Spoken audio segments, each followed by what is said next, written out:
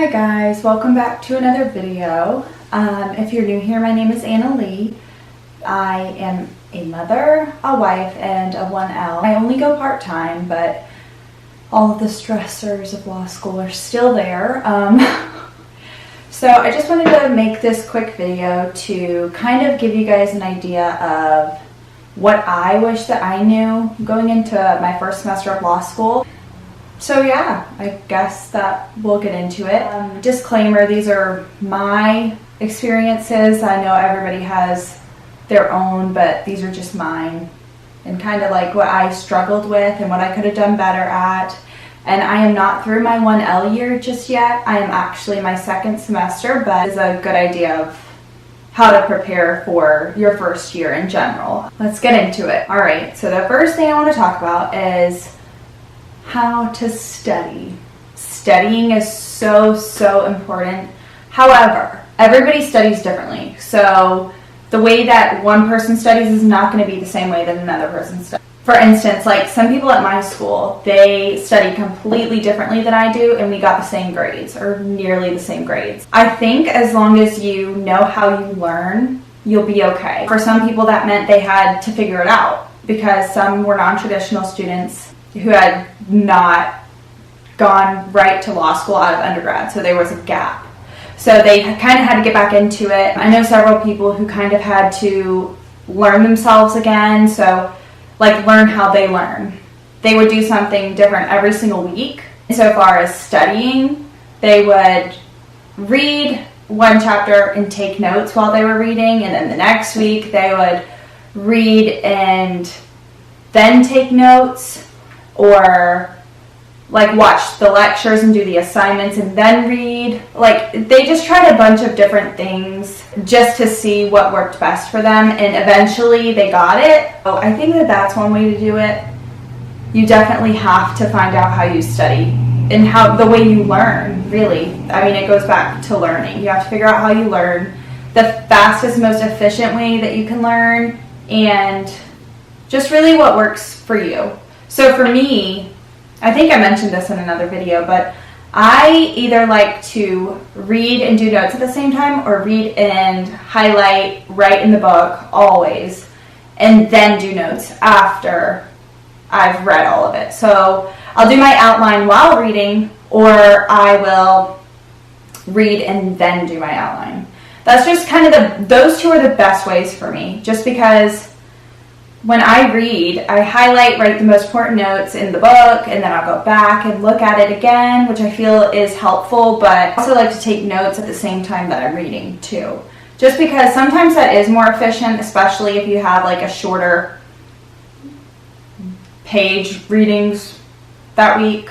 Like if I was reading only one chapter, I would probably take notes and read at the same time, so I don't have to go back and revisit that. But usually that's with easier material too. So if it's harder material, you might want to do the other version and go back to it twice so that you can get more familiar with the material, and it will be better for you in the end for the final too. Definitely, you do have to figure out what works for you, and you can just play around with that, figure out what works best for you in your life. That's all I have to say about that. Like, I can sit here all day and say what worked for me, but that might not work for you. So you definitely want to figure out what works best for you, point blank. Secondly, definitely use your time wisely. You have to manage your time. I have been terrible at this. I'm still not good at this. I'm not great at it, but I have gotten much better since undergrad. I remember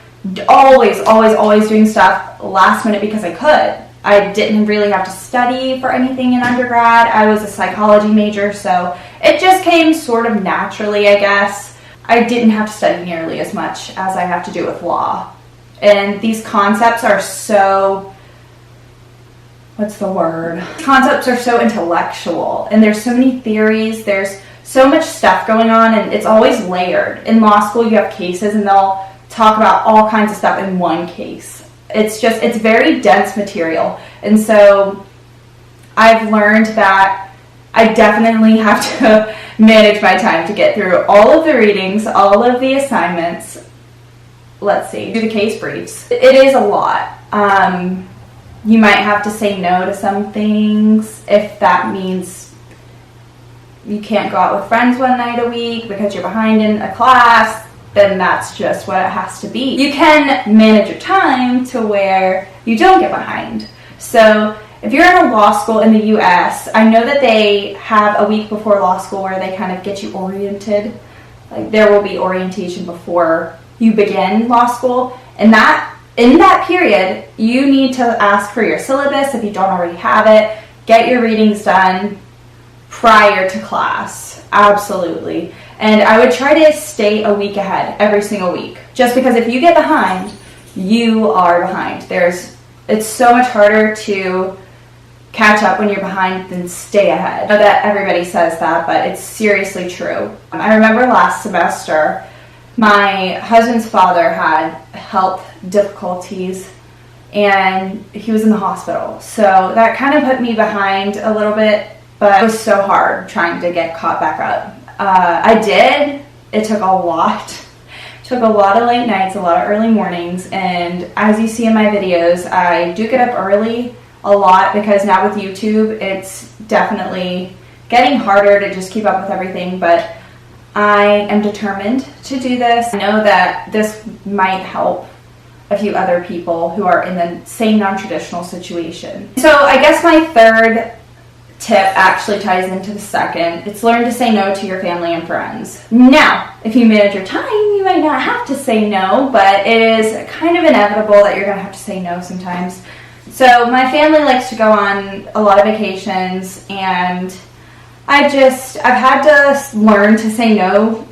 I don't like saying no. I love spending time with them, and I'm a very family-oriented person, but I did have to say no to a few things, and that meant that I couldn't go over to somebody's house, or I couldn't go on this vacation, I couldn't go here that week because I had finals, and yeah, it's kind of inevitable. But if you are someone who is a traditional student who can manage your time, then, and you don't have other responsibilities as well, because I know a lot of people in my class are working, so the only time they get to do their homework and readings is at night or early in the morning. So I mean, really, you have to do it. Like, there is no managing time. Like, you have to do it in those set amount of hours, because at 8, 9 o'clock you go to work, and then you get off at 5, have to come home to kids or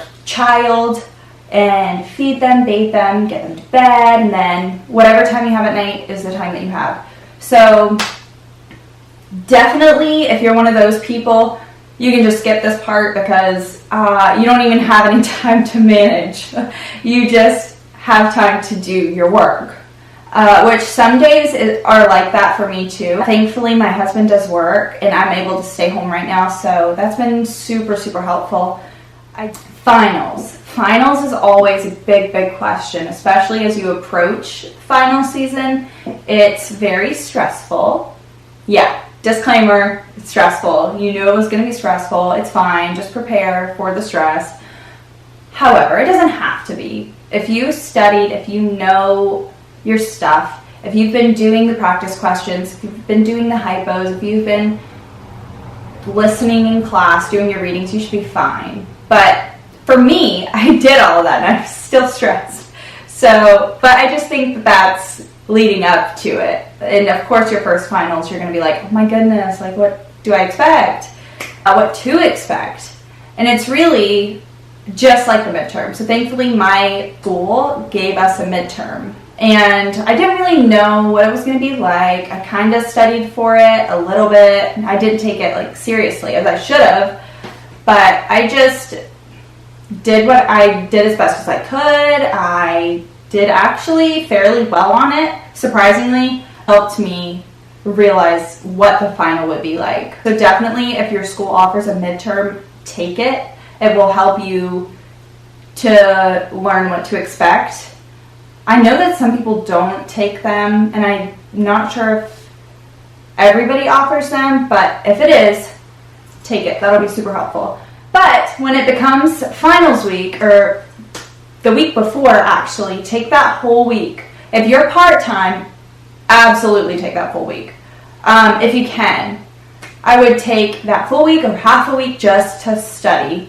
Now you can spread it out however you want. I would spread it out through like a month if you can't do the full week. I would spread it out into chunks of information, like contracts this day, Civ Pro the next, criminal law the next, but get a lot of stuff done. For that whole week before finals, I stayed with a friend, and we lived, ate, and breathed Civ Pro. That was our hardest class, so we would wake up in the morning, the week before finals, study, have coffee, study, come back, have dinner, and study until 12, 1 a.m. Like, it was serious stuff, and then we go to bed, wake up, and do it all again the next day. It was crazy.